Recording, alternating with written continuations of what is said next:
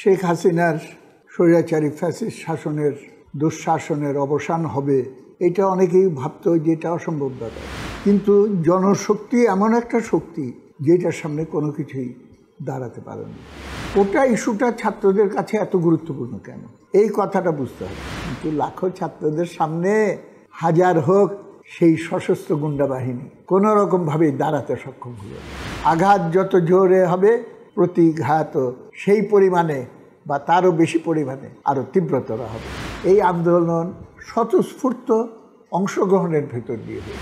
সাধারণ ছাত্র সমাজের স্বতঃস্ফূর্ত অংশগ্রহণ 69-এও এই পরিমাণে ছিল এবং সমস্ত আন্দোলনের বিজয় হিসেবে এই ফ্যাসিস্ট স্বৈরাচারের পতন জনগণের কাছে দৃশ্যমান হয়। আমাদের দেশের রাজনৈতিক ইতিহাসের একটা অনন্য, সাধারণ এবং যুগান্তকারী এবং বহু মানুষের কাছে বা এক অংশ মানুষের কাছে অভাবনীয় ঘটনা ঘটে গেছে।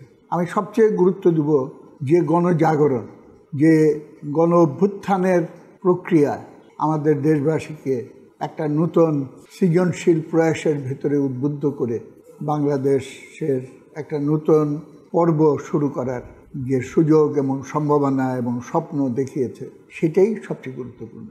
শেখ হাসিনার স্বৈরাচারী ফ্যাসিস্ট শাসনের দুঃশাসনের অবসান হবে, এটা অনেকেই ভাবতো যে এটা অসম্ভব ব্যাপার। কেন এটার পিছনে যে বিশাল শক্তিশালী লুটেরা গোষ্ঠী এবং আন্তর্জাতিক সাম্রাজ্যবাদ এবং এই অঞ্চলের আধিপত্যবাদী ভারত শক্তভাবে তাকে জোর করে ক্ষমতায় রেখেছে, যদিও জনগণের কোনো সমর্থন তার পেছনে তো নাই এবং বছরের পর বছর তার জনসমর্থন কমতে কমতে কমতে কমতে একেবারে তলানিতে চলে এসেছিল।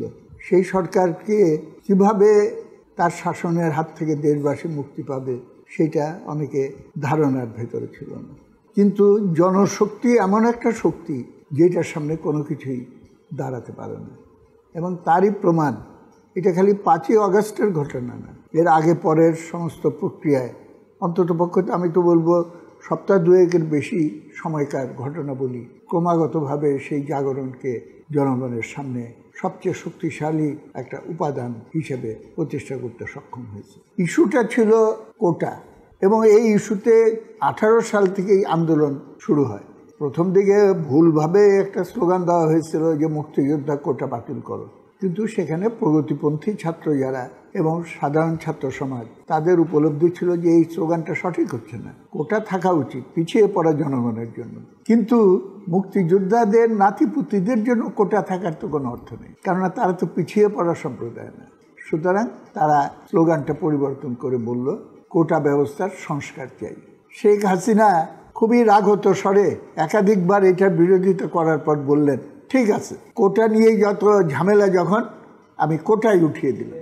এইটা ছিল একটা সুচতুর রাজনৈতিক চাল। তিনি জানতেন কোটা উঠিয়ে দেওয়ার পর এই ইস্যুটা নিয়ে যদি কোর্টে যাওয়া হয়, তাহলে কোর্ট আমাদের সংবিধান দেখিয়ে বলবে যে কোটার অবসান এটা কোনোভাবেই যুক্তিসঙ্গত নয়। এবং সেইভাবে সমস্ত ইস্যুটা কোর্টের ভেতরে নিয়ে যাওয়ার পর হাইকোর্ট একটা রায় দিল যে কোটা ব্যবস্থা বাতিল হয়ে গেল এবং যেই আদেশ জারি করা হয়েছিল কোটা ব্যবস্থা বাতিল করার, সেইটা নাকচ করে কোটা ব্যবস্থা পুনর্বহাল করল এবং সেইটা আবার অ্যাপিলেট কোর্টে যখন উত্থাপিত হলো, এই সম্প্রতি জুলাই মাসে অ্যাপিলেট কোর্ট একটা রায় দিয়ে বলল যে হাইকোর্টের রায়টাই বহাল থাকছে, অর্থাৎ কোটা ব্যবস্থা পূর্ববৎ চালু থাকলো, কোনো সংস্কারও হলো না এবং পূর্ববৎ চালু থাকলো।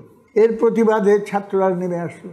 কোটা ইস্যুটা ছাত্রদের কাছে এত গুরুত্বপূর্ণ কেন, এই কথাটা বুঝতে হবে। এইটা খালি 2-4টা সুযোগ থেকে বঞ্চিত হওয়া না হওয়ার ব্যাপার না, এটার সঙ্গে জড়িত আমাদের দেশের শিক্ষিত তরুণ সমাজের ভেতরে যে পর্বত প্রমাণ বেকারত্ব বিরাজ করে, কোথাও চাকরি নাই এবং সরকারি চাকরিগুলো যেইটুকু আছে সেখানেও প্রবেশের সুযোগ যদি আটকে দেওয়া হয়, তাহলে সেটা তাদের জন্য একটা প্রচণ্ড ভয়াবহ ভবিষ্যৎ জীবন সম্পর্কে হতাশার জন্ম দেয়। ওর জন্য সংখ্যায় কত বেশি বা কম সেটা বড় ব্যাপার না, ব্যাপার হলে এমনিতেই আমাদের সুযোগ কম চাকরির, সরকারি চাকরির, তার ভেতরে আবার অযৌক্তিকভাবে মুক্তিযোদ্ধার নাতিপুতির নাম করে প্রায় 30% কোটা হিসেবে যদি নিয়ে নেওয়া হয়, তাহলে তাদের বেঁচে থাকার আর কোনো সুযোগ থাকবে না। সেই জন্য এই দাবিটা সমস্ত ছাত্র সমাজকে আলোড়িত করে এবং তারা রাস্তায় নেমে আসে। এবং যখন ছাত্রদের সংখ্যা বাড়তে থাকে রাজপথে, তখন আওয়ামী লীগের নেতা ঘোষণা করে, আরে এইগুলো কিচ্ছু না, আমার ছাত্রলীগ দিয়েই আমি এটা মোকাবেলা করতে পারবো। এবং ছাত্রলীগের সেই গুন্ডা বাহিনী, হোন্ডা গুন্ডা, হেলমেট, অস্ত্র এবং আগ্নেয়াস্ত্র, লাঠি সোটা নিয়ে এই সাধারণ নিরীহ শান্তিপূর্ণ আন্দোলনরত ছাত্রদের উপরে ঝাঁপিয়ে পড়ে। কিন্তু লাখো ছাত্রদের সামনে হাজার হোক সেই সশস্ত্র গুন্ডা বাহিনী কোনো রকমভাবেই দাঁড়াতে সক্ষম হলো না এবং তারা প্রথম দিন 6 জনকে হত্যা করলো। তারপরে তাই গুন্ডা বাহিনীর হামলায় অব্যাহত থাকলো, কিন্তু সাধারণ ছাত্রদের আন্দোলন অগ্রসর হতে হতে এমন জায়গায় গেল ছাত্রদের কর্মীরা কান ধরে উঠবস করেও পালিয়ে পার পেল না, তাদের পিছু হটতে হলো। সমস্ত শিক্ষা প্রতিষ্ঠান আন্দোলনরত ছাত্রদের নিয়ন্ত্রণে চলে গেল। তখন এই ফ্যাসিস্ট স্বৈর সরকার তার পুলিশ বাহিনী, র্যাব বাহিনী এবং আওয়ামী লীগের সশস্ত্র বাহিনী সমস্ত কিছুকে নামিয়ে পাখির মতো গুলি করে হত্যা করার মাধ্যমে এই আন্দোলনকে স্তব্ধ করার জন্য চেষ্টা করল। এবং ভয়াবহ একটা হত্যাযজ্ঞ, হেলিকপ্টারে করে গুলি চালিয়ে শিশুদেরকে হত্যা করা হলো। ক্ষোভ বাড়তে থাকলো। সেই বাঙালি যারা ইতিহাস রচনা করেছে বারবার, এবং আঘাত যত জোরে হবে প্রতিঘাত সেই পরিমাণে বা তারও বেশি পরিমাণে আরও তীব্রতর হবে। এইবারও ঘটল তাই। সেনাবাহিনী নামিয়ে, কারফিউ নামিয়েও কোনো কিছু স্তব্ধ করতে পারল না। আন্দোলন অগ্রসর হতে থাকে এবং একের পর এক কর্মসূচি দিয়ে চূড়ান্ত গণ অভ্যুত্থানের পথে অগ্রসর হতে থাকে। এই আন্দোলন স্বতঃস্ফূর্ত অংশগ্রহণের ভেতর দিয়ে হয়েছে। আমি 69-এর গণ অভ্যুত্থানেরও একদম কেন্দ্রে থাকা একজন সেনাপতি হিসেবে দায়িত্ব পালন করেছিল, কিন্তু আমি সাক্ষী দিয়ে বলবো, সাধারণ ছাত্র সমাজের স্বতঃস্ফূর্ত অংশগ্রহণ 69-এও এই পরিমাণে ছিল না। ঘরে ঘরে প্রস্তুতি হয়ে যাচ্ছে। নেতারা বলছে ইউনিভার্সিটিতে ডেমনস্ট্রেশন করো, পাবলিক ইউনিভার্সিটিতে। ছাত্ররা প্রাইভেট ইউনিভার্সিটি শুধু নয়, কলেজ, বিশ্ববিদ্যালয়ে, কলেজ বাদ দিয়ে এমনকি স্কুলের কোলমতি ছাত্ররাও বেরিয়ে আসে। ঘরে ঘরে সবাই প্রস্তুতি নিয়ে রাস্তায় এগিয়ে এসে পরদিন কীভাবে এই আন্দোলনে শরিক হবে, ইতিহাসের সাক্ষ্য হয়ে থাকবে, এইভাবে আন্দোলন অগ্রসর হতে থাকবে। এই রকম একটা পরিস্থিতিতে নানা ফোর্স নানাভাবে আন্দোলনে অংশগ্রহণ করেছে। সাংস্কৃতিক কর্মীরা 31টা সংগঠনের নামে খুবই আবেদন সৃষ্টিকারী কর্মসূচি, একটা না একাধিক কর্মসূচির মাধ্যমে আন্দোলনকে অগ্রসর করলো। নানা সংগ্রামী জোট এখানে গড়ে উঠল। ছাত্র শ্রমিকদের সংহতি মিছিল আন্দোলনকে নতুন শক্তি দিল এবং দ্রোহ যাত্রা নামে একটা যাত্রা প্রেস ক্লাব থেকে শাহবাগ হয়ে শহীদ মিনার, এইভাবে তারা একটা বিশাল অভিযান করে তারা ঘোষণা দিল, এক দফায় আজকে সংগ্রাম করতে হবে, খুনি সরকার গদি ছাড়, এই আওয়াজ নিয়ে তারা রাস্তায় নেমে পড়ল।